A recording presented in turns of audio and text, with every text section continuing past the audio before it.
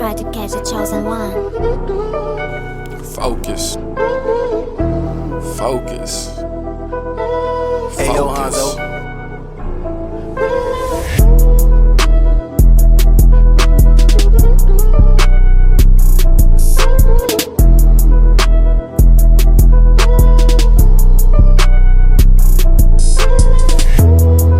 See the world through a clear view. Me and you, but yeah, you scared too. Make a way, told her make a way. No, it's okay, just safe to say. So we wasting time dreaming. Said you love me, what's the meaning? Lonely days, I can't help but ask. Is it worth it? I'ma chase this cash. To the money only if you knew. Feelings mutual, shit, I need you too. In the life of grief, I seize the proof.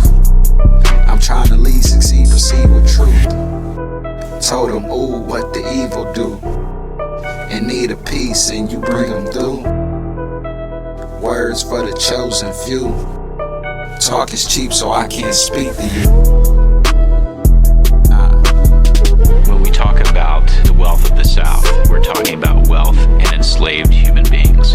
In fact, those enslaved human beings in the pre-Civil War period range, depending on the year, between 15 and 20% of the total wealth in the U.S. That means that enslaved people are worth more than all the factories, all the stocks and bonds, and all the currency combined. In the 1850s, an enslaved young man about 18, 19, 20 years old in New Orleans goes for anywhere between $1,000 and $1,500. If we account for inflation, that $1,000 to $1,500 actually is equivalent to about $230,000 to $250,000. It's a ton of money. And they are sold with no particular consideration to parentage. You can't tell me to leave my family.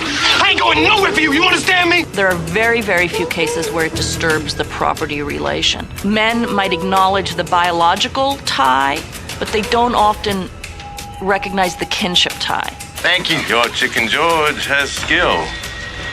As one gentleman to another, I'd like to buy the boy from you.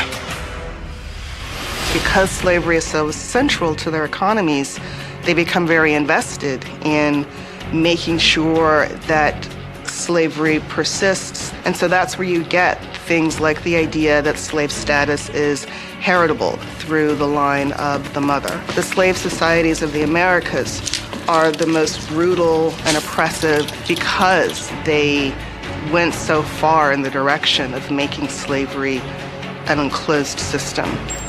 Different states passed laws trying to limit the freedom of slave owners to free enslaved people. But much more often, there were stipulations that a person who was freed had to leave the state within 90 days, within 6 months. That reflects a fear that free Black people, simply by virtue of being free, are dangerous to a slave society.